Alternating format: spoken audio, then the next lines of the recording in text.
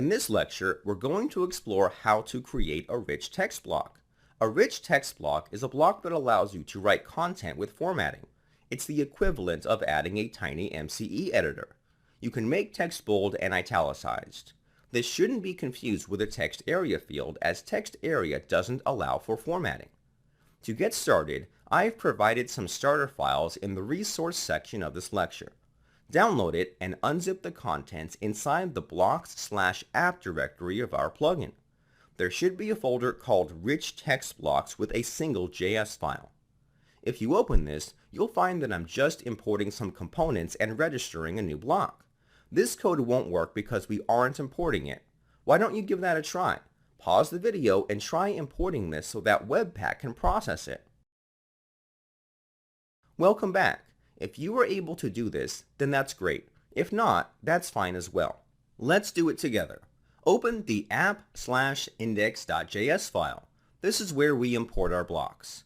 Right below the recipe block, add the following: import rich text block. That's all we have to do. Now the block will be loaded properly. Let's switch back to the rich text block. A lot of this should be familiar to you. I'm naming my block Udemy Rich Text. The settings have been simplified. I didn't bother adding the keywords since this is a simple example. The attributes are currently empty. We'll be adding an attribute soon enough. The edit function is returning a simple div tag with a title. The save function isn't returning anything at all. This should be enough to get us started. The process for all of this should be straightforward. First, we'll import any necessary components. Then we'll define the attributes. Next, we'll load the component inside the edit function. Lastly, we'll render the block. The component we're going to need will come from the wp.editor object. We'll destructure it and grab the rich text component. The rich text component will allow the user to edit the contents inside of it while also allowing them to format their content. The next step is to create the attribute. I'm going to create an attribute called message. The type for this will be array. Previously, we used string. However, this time we're not just storing text. We're storing elements and attributes as well. The rich text component will generate a lot of content, and so an array is ideal for multiple pieces of content.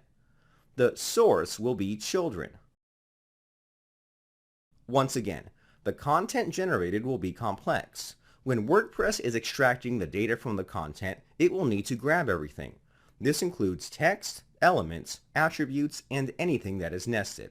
The children value will instruct it to do so. The selector will be .messageContainer.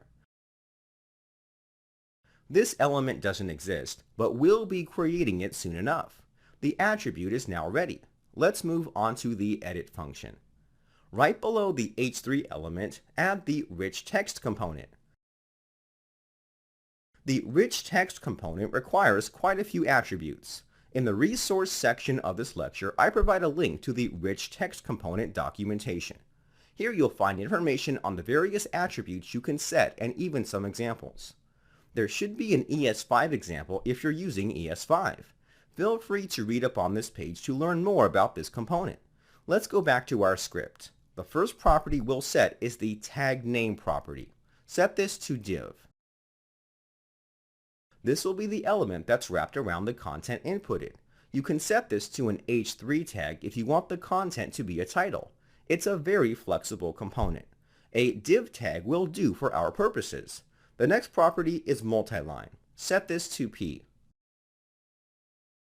The rich text component will allow your users to create multi-line content.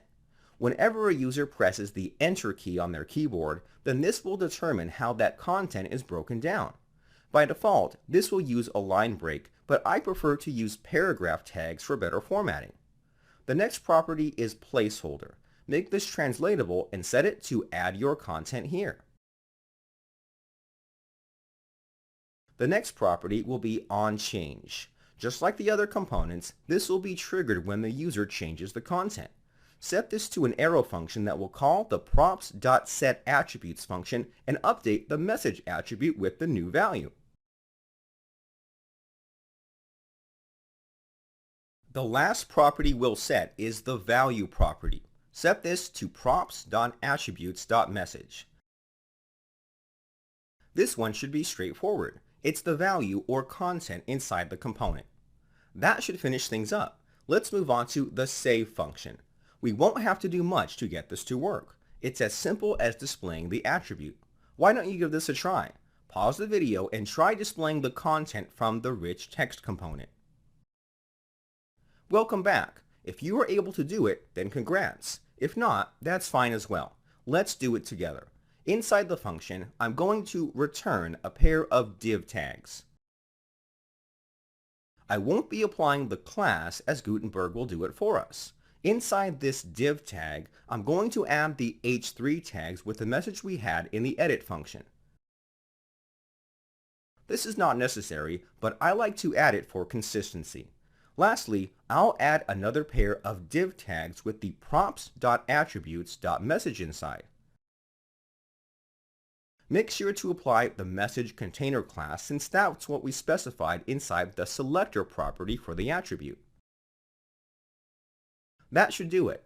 cd into the blocks directory and run the npm run dev command.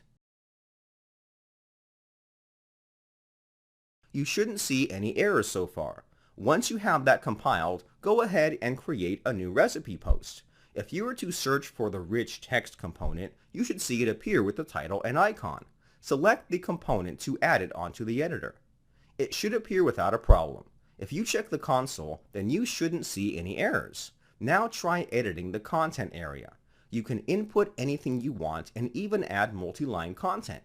I can press Ctrl B on my keyboard to make the content bold. This is fantastic. Let's see if things work on the front end. Publish the post and then view the post. The content should be rendered on the front end. Congrats! You've created your first rich text block. You can use this in several ways. It's not practical to use this by itself since Gutenberg already has a block that does something similar, but I'm sure you'll find a use case for this.